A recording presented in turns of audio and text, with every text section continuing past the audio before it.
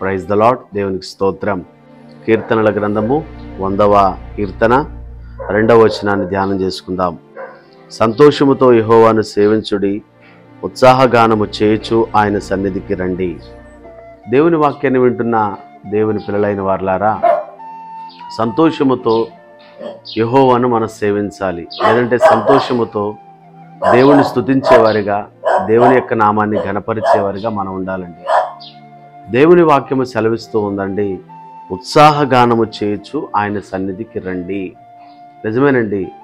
దేవుని ఆరాధించే మనము, దేవుని స్తుతించే మనము, దేవుని యొక్క నామాన్ని ఘనపరిచే మనము సంతోషముతో దేవుణ్ణి సేవించాలి. ఇక్కడ ఏమంటున్నాడంటే, ఉత్సాహగానము చేయొచ్చు ఆయన సన్నిధికి రండి. అదండి, ప్రతి ఆదివారం మనం దేవుని సన్నిధికి వెళ్ళగలుగుతున్నామా? ప్రతి శుక్రవారం మనం దేవుని సన్నిధికి వెళ్ళగలుగుతున్నామా?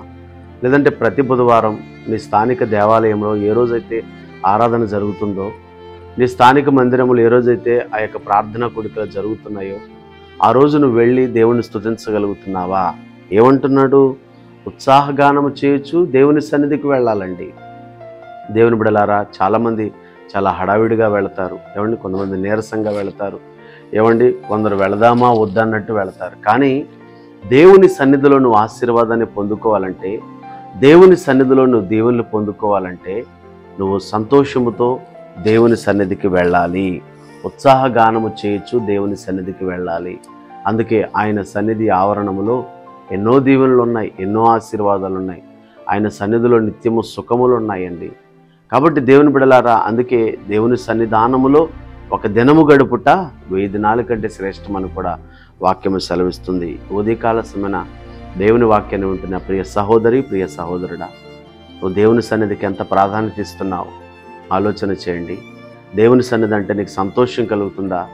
దేవుని సన్నిధి అంటే నీకు ఆనందం కలుగుతుందా? దేవుని సన్నిధి అనగానే నేను పెందలకడని వెళ్ళి దేవుని స్తుతించాలనే ఆశ నీలో కలుగుతుందా? ఆలోచన చేసుకుందామండి. దేవుని సన్నిధిలో ఎదిగిన వారందరూ దీవించబడ్డారు. ఏమండి, బాలుడైన సమూయేలంట దేవుని సన్నిధిలో ఎదిగాడంట. మరి సమూయేలు గొప్ప ప్రవక్తగా ఎంచబడ్డాడండి.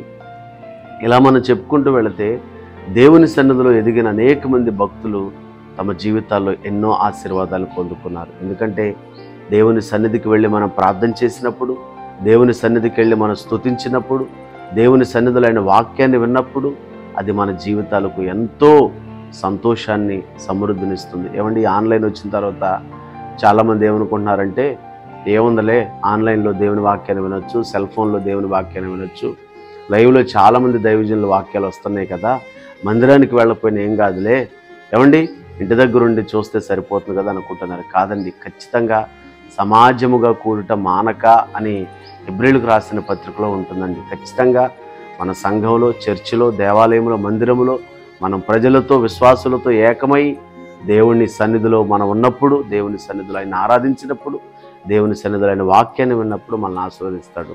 అటు రీతిగా సంతోషముతో దేవుణ్ణి సేవిద్దాము, ఉత్సాహగానము చేయొచ్చు ఆయన సన్నిధికి వెళదాం. అట్టి కృపను దేవుడు మనందరికి అనుగ్రహించును గాక. ఆమేన్. ప్రార్థన చేస్తానండి. మహాగణుడా, మహోన్నతుడా, గొప్ప దేవుడా, వందనాలయ్యా. ప్రభువా, ఈ యొక్క ఉదయకాలస్యమైన దేవుని వాక్యాన్ని ఎంతమంది అయితే విన్నారు, నీ బిడ్డలైన వారిని ఆశీర్వదించమని ప్రార్థన చేస్తున్నాము. ముఖ్యంగా ప్రభువా, అనారోగ్యములతో బాధపడుతున్న వారిని స్వస్థపరచండి అయ్యా. పరీక్షలకు సిద్ధపడుతున్న వారికి జ్ఞానమును, తెలివిని దయచేయమని ప్రార్థిస్తున్నాము. సంతానము లేని వారికి నా తండ్రి సంతానమును దయచేయండి అయ్యా. హాస్పిటల్స్లో నాయన వెంటిలేటర్స్ మీద, మంచాల మీద మూలుగుతున్న ప్రతి ఒక్కరిని కూడా మరి స్వస్థపరచమని ప్రార్థన చేస్తున్నాము తండ్రి. అయ్యా, మరి ముఖ్యంగా ప్రార్థన చేస్తున్నాము తండ్రి, శాంతి సమాధానం లేని కుటుంబాలకు శాంతి సమాధానం దయచేయమని ప్రార్థిస్తున్నానయ్యా. డ్రగ్స్కి, త్రాగుడికి, నాయన జోదానికి, లోక సంబంధమైన పాపాలకు బానిసలైపోయిన వారికి విడుదల కలిగించమని ప్రార్థిస్తున్నాను ప్రభా. కష్టములలో, కన్నీళ్లలో, వేదనలో, ఒడిదుడుకుల్లో, అవమానాల్లో, అనారోగ్యాలతో బాధపడుతున్న వారందరి మీద నీ కరుణా కటాక్షాలు ఉంచమని అయ్యా. పెళ్లి రోజులు, పుట్టినరోజులు, శుభకార్యములు చేసుకుంటున్న బిడ్డలను కూడా మీరు ఆశీర్వదించమని అయ్యా మరి ముఖ్యంగా ప్రార్థన చేస్తున్నాం. ఎంతమంది వాక్యాన్ని విన్నారో వారందరి మీద నీ దీవెన వర్షాన్ని కుమ్మరించి ఆశీర్వదించమని యేసయ్య నామములో ప్రార్థిస్తున్నాము తండ్రి. Amen. God bless you all. దేవుడు మిమ్మల్ని, మీ కుటుంబాన్ని దీవించును గాక. ఆమేన్.